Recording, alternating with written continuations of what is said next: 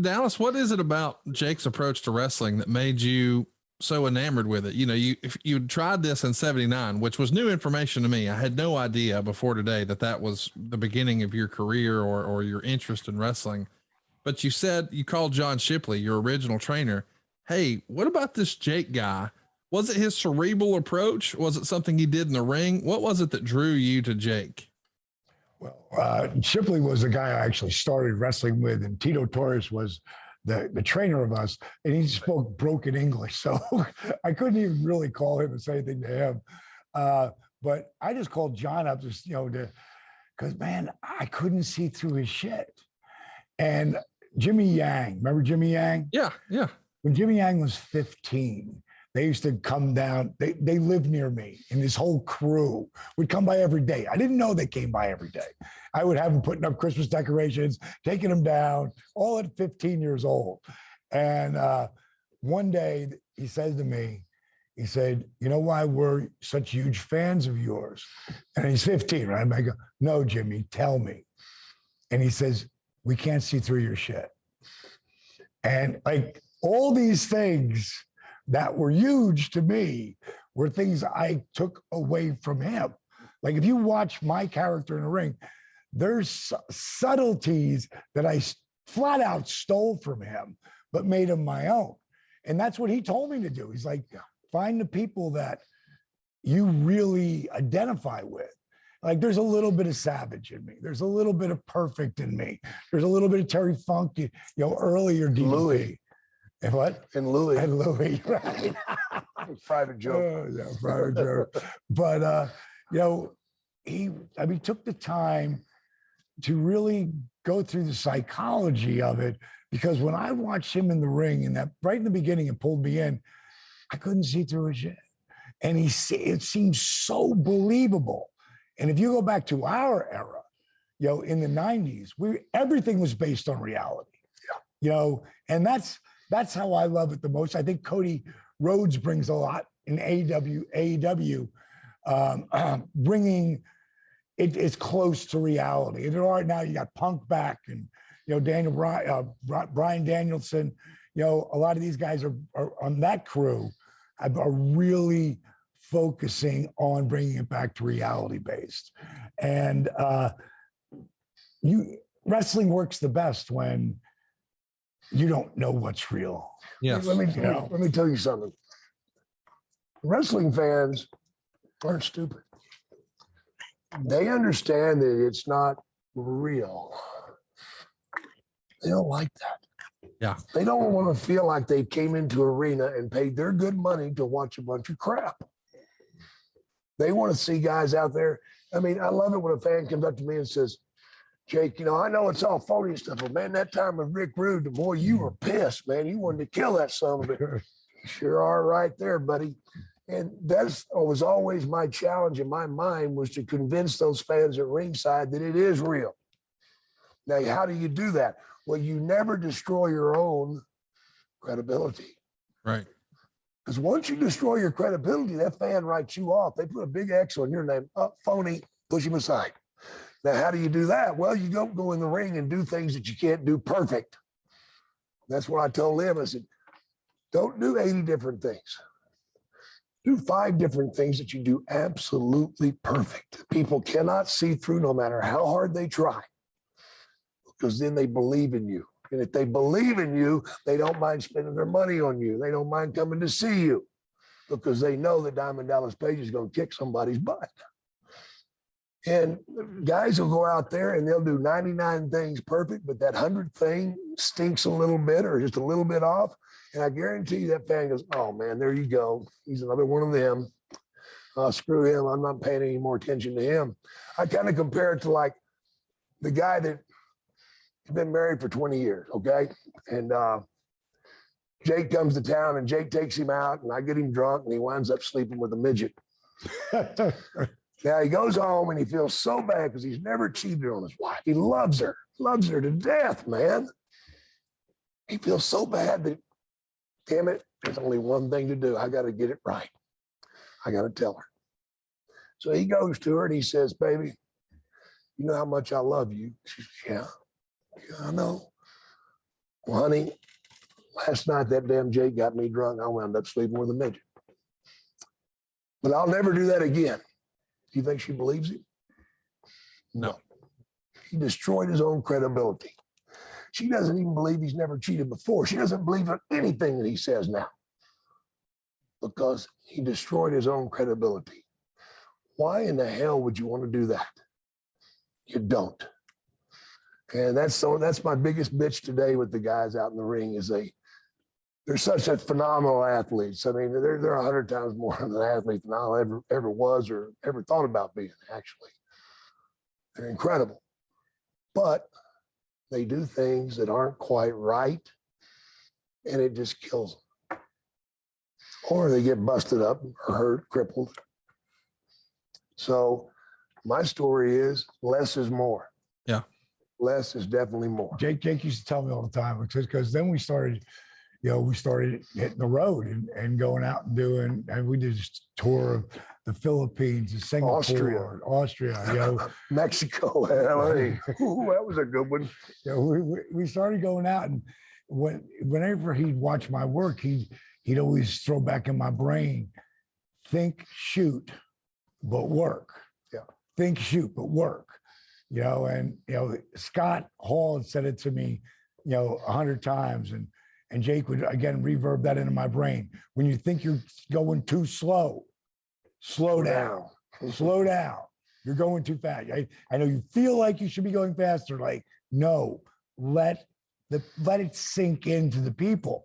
And this is all like when I'm literally in the infancy stages of trying to figure, the shit out and trying a million different gimmicks and the whole deal.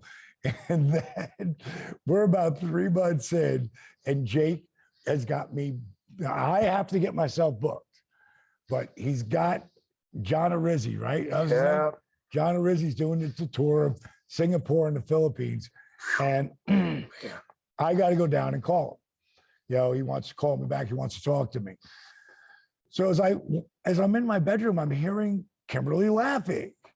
And as I walk down, thinking, what the hell are they laughing at? And I start walking down the hall to where the living room is, and Jake's got this 12-foot black cobra. And he's got the glove and holding on to the snake, and she's laughing. Like, I didn't even tell her the snake was in the house. And I'm thinking, if they're laughing, I'm just going to keep walking. So I go in, I get on the phone with Arizzi. Boy. I'm talking to Arizzi for a while, and he finally books me for good money for me at the time. And so we get booked. As I come out, nobody's in the living room anymore. And here comes Jake walking down the stairs. He's like, big problems, big problems, big problems. I go, no, bro, give me a high five, man. I got booked. He goes right by me. No, big problems, big problems. I go, what do you mean big problem? He goes, snake's gone. I said, what do you mean snake's gone? Well, I put him in the bathroom. I put him in a tub. He has to cool the snake down. And I come back here, he's not in there. I go, what do you mean he's not back in? He's not back in there. He's like, I go, you bullshitting me? I stop bullshitting me. He's like, I'm not bullshitting you. Snake's gone. His wife had left. Yeah, she's up in the bedroom probably going to sleep by this time. So Mo, Larry, and Curly, we got Mo and Larry looking in the door. Both, how do you feel about snakes? I'm terrified of them. Shoot, like most people don't know that. Aurelian Smith is afraid of snakes. Yeah. That camera's on and he's Jake Snake Roberts, he'll slap the hell out of a snake, not care. Right to on its face, and you've seen him do it. Like different mindset, 2 different people there. Definitely. So right now, he's William Smith, and I'm friggin' Paige Joseph Falkenberg. And I'm afraid to death of snakes too. I don't want to get this. And they had cats. And we got cats. So we look in there, and there's no snake. And it's a little small bathroom. It's got a little shower in it, little vanity. And he goes in, he looks around. He goes, and then he leans down and he smacks the vanity. And you hear, because snakes go, and what do cobras do? and he gets up, He goes, he'll be okay. He'll come out. I go, what do you mean he'll come out? He goes, I got to go. I got to go to meet this girl. I'll be back. I just wanted out of that house before his wife came out. He goes, I'll be back in the morning. I go, what do you mean you'll be back in the morning? Get that fucking snake out of there. He's like, bro, he goes, I promise. I'll be back here. I'll take care of it. He wasn't just in the cabinet. He'd gotten into the walls. No, not yet. He was back. Okay. He was sitting in the wall. You know, when you build those vanities, you know, they don't take the sheetrock all the way to the bottom because they're putting a vanity in there. Yeah. So that's what I'm thinking about. I go, what if he goes up into the walls? He's like, he's not going to go up into the walls. And so freaking now he's gone. So the cats had those lever, the door handles, and the cats would jump up and open the doors. So I put 2 pillows in front of it and I went to bed. And then I got woken up around 9 o'clock in the morning and Kimberly screaming, Paige, why are there pillows in front of this door? Is that snake still in there? God, Sophie, spooky. Like she's flipping out. So I come out, I go, listen, it's okay to say. She goes, it's not okay. I go, he's under the vanity. He's going to come out. Jake's going to be back here. He's going to take care of it. She's going, you know that they don't put the sheetrock all the way down in front of the vanities. What if he goes up into the walls? And I'm thinking to myself, oh my God, what if he goes up into the walls? And I go, he's not going to go up into the walls. He's going to be fine. So I just start healing on her. Yeah. She's yelling at me. I'm yelling at her. She takes the cats. She takes the cats and leaves me there with the snake. Now, Jake said he's going to be back, but this is still might get lost on a crack binge for a couple of days, Jake. Yeah. And by the end of the night, before she comes home, I have a wrangler come, animal wrangler come, and he looks under, he sees them. We pull the board away that's in front. He's up in attack position. And the guy looks at me and goes, has he been devenomized? I go, I don't know. I don't know. So now he's like, this is going to cost an extra. So bottom line is he got that thing, put him in the bag, and then I put him in a box, and then I put him in a box. I taped it shut, put some holes so it could breathe. But man, Jake came back 3 days later. And they asked me to move out. What the hell? I thought I was good here. Yeah, it took that. And she's like, I love Jake, but he's got to go. You know, I've seen her since then, and she forgave me, man. Oh yeah, she did. She's a great woman. She really great woman. Kimberly, I love very, very much. And he ended up eventually moving back. Yeah. You know, with the wife, and I could still go up there. And Jake we stayed in contact all the time, and I would still go up there when I went back to WCW, and we'd bring him my matches, and we'd watch the matches, and you know, at times he didn't have anything to say. He just watched, you know, because I was doing okay. And then I'll never forget the day that I took a diamond cutter out of nowhere. And he just took a spuff of his cigarette, and he looked at me, and he leaned over and he goes, now you're starting to get it. Because I didn't want to tell you you could do that with that. I wanted you to figure it out. Because that was the beauty of the DDT. Yep. It could come out of nowhere. Yeah. You know? And the greatest thing about the DDT and the diamond cutter is I can do a 500-pound man with it. Yeah. And never have to pick him up off his feet. Jake, tell them the story of how you came up with the DDT. Oh my God. This is classic. A lot of people don't know this. A lot of people don't know this. So go ahead. I was wrestling a guy by the name of Lynn Denton, the grappler, probably one of the greatest hands that I ever got in the ring with. He was just phenomenal. He should have gotten a whole lot more than he ever did. But I was wrestling him in Louisiana. In those days, we were the semi, and of course, JYD and Bill Watts were the main event. Normally, they would be out of their match before we ever got our boots off. They'd go 5 minutes, and we'd go 40. So we had to go out there and put some time in and work. And we used to do a little thing with a front face lock where I'd front face lock him and work on him and work on him and work on him, turn him over, try to pin him 1, 2, oh, he kicks out, back to the front face lock.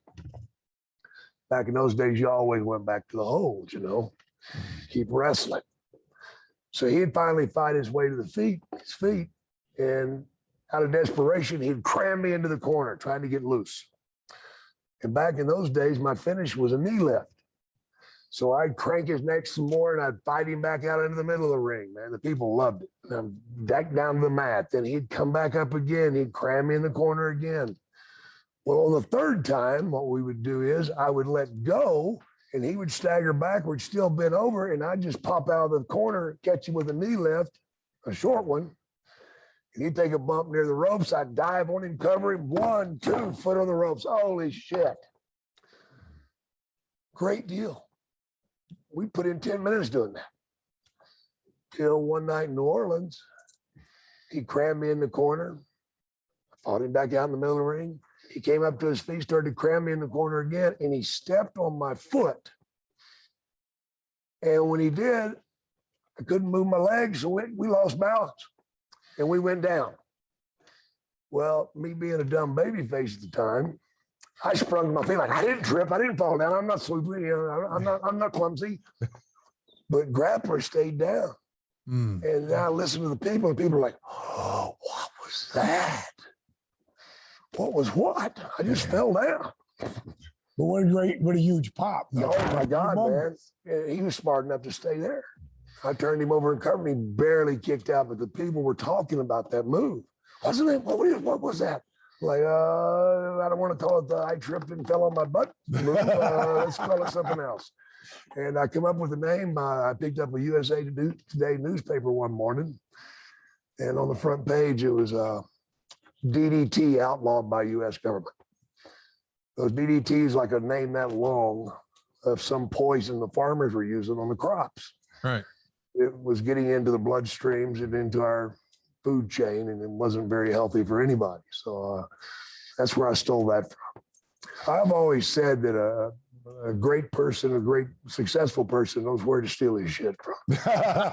You know, and I mean, if you think about it, there's not many things that are really brand new these days. Yeah. We're just reinventing them. And especially, you know, with the maneuvers that we did in the day. And it was the greatest thing I ever invented. Of course, I added the short arm clothesline to it and come up with that. And very fortunate, you know, just like he was very fortunate to come up with the diamond cutter, man. I mean, how many times has that been stolen? A billion. And people, I love it. People often ask me, so, well, Jake, don't you get mad at these guys that are using the DDT now for a false finish? I'm like, no, I think it's great. Because all they're telling the people is they're not half as good as I am. Because if I did it, you didn't get your ass up. Right. And thank you for calling Vince. For a while, he stopped the announcers from calling it the DDT. Because it just pissed him off. And people would say, Jake, you know. So, you know, Jake,